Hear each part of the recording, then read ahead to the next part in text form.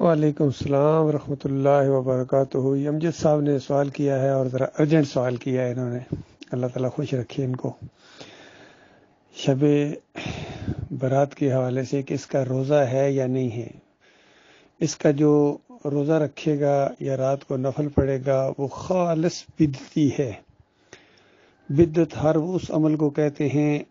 جو نبی علیہ السلام اور صحابہ کر سکتے تھے لیکن نہیں کیا ہے، اور آج اگر اس عمل کو کوئی ثواب سمجھ کے کرتا ہے تو وہ بدعت کرتا ہے، اور ہر بدعت گمراہی ہے، اور ہر گمراہی کا جو ٹھکانہ ہے نا وہ جہنم ہے۔ نبی علیہ السلام نے دوسری روایت میں فرمایا کہ وہ عمل جو ہم نے نہیں کیا ہے اگر کوئی کرتا ہے تو وہ عمل مردود ہے، یعنی جو نبی علیہ السلام نے نہیں کیا ہے یا نبی علیہ السلام نے نہیں کہا ہے، کوئی بندہ اپنی طرف سے ثواب سمجھ کے کرتا ہے تو وہ عمل مردود ہے، یعنی رد کر دیا جاتا ہے، اس کے منہ پر مارا جاتا ہے۔ اس کی ایک مثال سمجھانے کے لیے دی جاتی ہے تاکہ اچھی طرح لوگوں کو سمجھ آ جائے۔ آج اگر کسی مولوی صاحب کے سامنے کہا جائے کہ یہ عید کی صلاۃ ادا کرنے سے پہلے اذان پڑھتے ہیں، جی اذان بڑی اچھی چیز ہے جی، فوراً ہر مولوی کہے گا نہ بدعت ہے۔ کیوں بدعت ہے بھائی؟ کیونکہ نبی علیہ السلام نے عید کے موقع کے اوپر اذان نہیں دلوائی ہے۔ صحابہ کرام نے عید سے پہلے، عید کی صلاۃ سے پہلے نہ اذان ہے اور نہ اقامت ہے۔ تو آج اگر کوئی اقامت یا وہ اذان دے گا یا نفل پڑھے گا، جس طرح عید سے پہلے 2 نفل عام طور پر پڑھ لیے جاتے ہیں، وہ اگر کوئی پڑھے گا تو وہ بھی بدعت کہلائے گا، کیونکہ نبی علیہ السلام نے نہیں کیا، یہ طریقہ نبی علیہ السلام کا نہیں ہے، صحابہ کرام کا نہیں ہے۔ اسی طرح یہ شعبان کی 15ویں رات کو نوافل پڑھنا اور یہ قبرستان میں جانا اور یہ چراغاں کرنا ہے، چراغاں کرنے والوں پر تو لعنت کی گئی ہے، اور یہ ساری جو قبر پرستی کا ایک سیلاب امڑ آتا ہے مسلمانوں کے اندر 15 شعبان کو، اور پھر غور کریں پھر نبی علیہ السلام کی طرف منسوب کی جاتی ہے کہ 15 شعبان کو نبی علیہ السلام جو ہے نا قبرستان گئے تھے اور یہ ہوا تھا اور یہ ہوا تھا۔ حالانکہ مسلم کی وہ جو روایت ہے کہ نبی علیہ السلام اٹھ کے ایک دفعہ قبرستان گئے، اس میں 15 شعبان کا کہیں ذکر نہیں ہے۔ ویسے تو عام روٹین تھی نبی علیہ السلام کی، شروع میں منع کر دیا تھا کہ کوئی قبرستان نہیں جا سکتا، کیونکہ قبر پرستی کا آغاز ان قبروں کے پاس آنے جانے اور اس طرح سارا معاملے سے ہوتا ہے، تو منع کر دیا نبی علیہ السلام نے۔ بعد میں جب اجازت دی تو کہا کہ دیکھو جایا کرو، موت یاد آتی ہے، آخرت یاد آتی ہے، دنیا سے بے رغبتی پیدا ہوتی ہے۔ یہ نچوڑ ہے 3 باتیں نبی علیہ السلام نے جو قبروں پر جانے کی اجازت دی یا تاکید کی کہ قبروں کی زیارت کیا کرو، اس سے یہ 3 باتیں ہیں۔ یعنی انسان دنیا میں گم ہوتا ہے، کاروبار میں یا رشتہ داروں میں، جب قبرستان جائے گا تو احساس ہوگا کہ یہ ہمارے رشتہ دار تھے، ہمارے دوسرے لوگ تھے، علاقے کے لوگ تھے، مر گئے، ہم نے بھی ادھر ہی آنا ہے، تو کتنے دن اور جیتے ہیں۔ لہذا خوف طاری ہوتا ہے، کسی کے ساتھ بندہ زیادتی نہیں کرتا ہے، اعمال اپنے ٹھیک کرنے کی کوشش کرتا ہے۔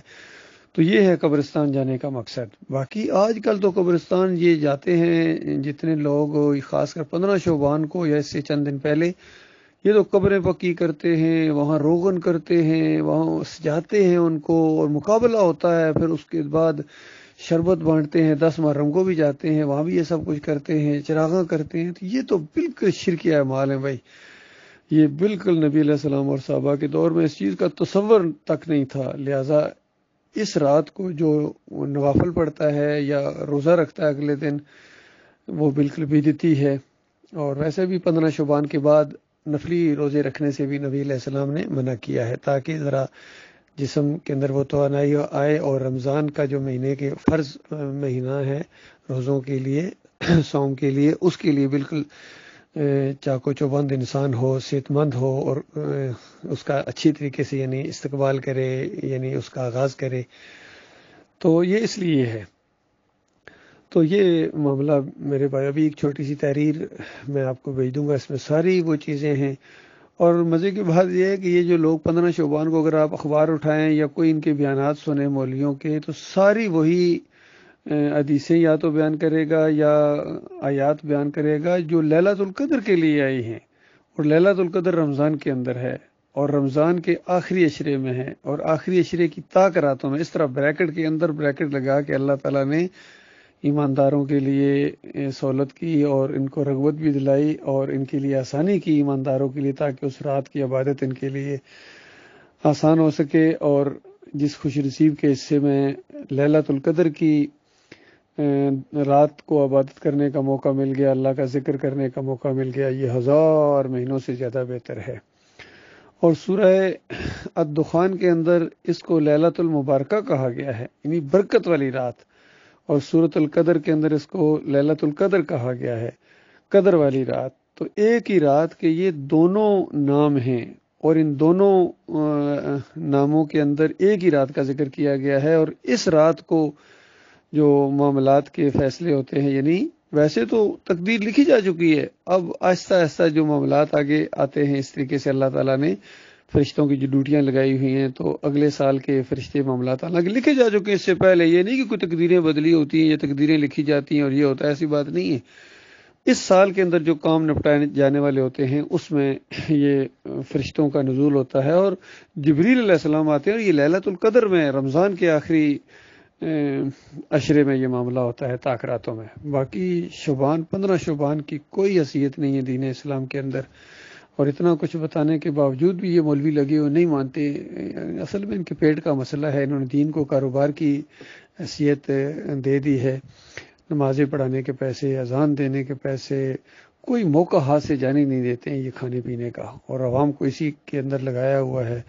اور ان کا مال بٹورتے ہیں، ان کو اللہ کے راستے سے روکتے ہیں، ان کو فرقوں کے اندر بھی بانٹ دیا ہے انہوں نے، کسی کو بریلوی بنا دیا، کسی کو دیوبندی، کسی کو اہل حدیث، کسی کو سلفی، کسی کو حنبلی،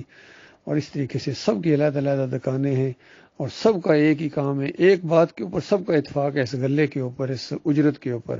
اس حرام خوری کے اوپر، ان سارے مولویوں کا ایکا ہے۔ باقی دوسرے معاملات میں ان کے کچھ اختلافات ہیں، شرک بلا سب کے اندر ہے، کسی میں زیادہ کسی میں کم، کوئی مسلک آج ایسا نہیں ہے جو شرک سے 100% پاک ہو، وہ بریلوی ہو، دیوبندی ہو، اہل حدیث ہو، کسی میں زیادہ ہے کسی میں کم ہے۔ سب سے کم شرک پہلے یہ اہل حدیثوں میں ہوتا تھا، حنبلیوں میں، کہ نبی علیہ السلام کی قبر کے اوپر جا کے اگر کوئی صلاۃ والسلام پڑھتا ہے تو نبی علیہ السلام اس وقت روح واپس آ جاتی ہے، سنتے ہیں، جواب دیتے ہیں، اور دور سے اگر کوئی پڑھتا ہے تو پیش کیا جاتا ہے فرشتوں کے لیے۔ دونوں منکر روایتیں، دونوں بے ایمان روایتیں ہیں، اور نبی علیہ السلام کے اوپر الزام ہے کہ نبی علیہ السلام نے یہ فرمایا، کبھی نبی علیہ السلام نے یہ نہیں فرمایا، بالکل جھوٹی باتیں ہیں۔ بلکہ نبی علیہ السلام نے صحیح روایتوں میں یہ فرمایا کہ پیر اور جمعرات کو میں روزہ رکھتا ہوں، صائم ہوتا ہوں، اس وجہ سے کہ پیر اور جمعرات کو انسانوں کے اعمال اللہ کے ہاں پیش ہوتے ہیں، اور میں چاہتا ہوں کہ میرے اعمال جب اللہ کے ہاں پیش ہوں تو میں روزے سے ہوں۔ صحیح روایت تو یہ ہے کہ انسانوں کے اعمال کیا، نبی علیہ السلام کے اعمال بھی، یعنی وہ بھی انسان ہیں، بشر ہیں، تو ان کے اعمال بھی اللہ کے ہاں پیش ہوتے ہیں۔ اور یہ عقیدہ رکھنا کہ ہمارے اعمال نبی علیہ السلام کے ہاں پیش ہوتے ہیں، یا شیعوں کی طرح کہ ہمارے اماموں کے سامنے پیش ہوتے ہیں، یا اہل حدیث کہتے ہیں باقی اعمال کو نہیں پیش ہوتے، صرف یہ درود جو ہم پڑھتے ہیں اللہم صلی علی محمد یہ پیش ہوتا ہے، جو بالکل کفری عقیدہ ہے، شرکی عقیدہ ہے۔ یہ دو معبود ماننا ہے، دو معبود، بالکل یہ شرک ہے۔ اللہ تعالیٰ ہر طرح کے شرک سے ہمیں پاک رکھے، تاکہ اللہ کے پاس جب جائیں، یعنی موت ہماری آئے خالص ایمان کے اوپر موت آئے، اور مرنے کے بعد پھر قیامت کے دن مردوں کو زندہ کیا جائے گا، حساب کتاب سامنے آئے گا، اور ایک گروہ نے جنت میں جانا، دوسرا جہنمی ہوگا۔ آج دنیا میں جنہوں نے اللہ اور اللہ کے رسول صلی اللہ علیہ وآلہ وسلم کی بات مانی، پیروی کی، نبی علیہ السلام کی سنت کی، صحابہ اکرام کی طرح، وہ کامیاب ہو جائیں گے، بہت بڑی کامیابی ان کے حصے میں آئے گی۔ اور جنہوں نے مخالفت کی، ٹیڑھا ہو کے چلے، فرقے بنائے، اور شرک کے انجیکشن دیے، اللہ کے بندوں کو داتا، دستگیر، مشکل کشا، حاجت روا، ان کے واسطے، وسیلے، ان کے رکوع اور سجدے ثابت کرنا، یہ بہت بڑی گمراہی ہے۔ ان مشرک مفسرین نے امت کا بیڑا غرق کر دیا ہے۔ کاش یہ شرک یا تفسیریں کرنے کی بجائے قرآن اور حدیث کو اپنے حال پر چھوڑ دیتے تو اتنی گمراہی نہ پھیلتی۔ اللہ تعالیٰ اس شرک سے ہمیں سب کو بچائے۔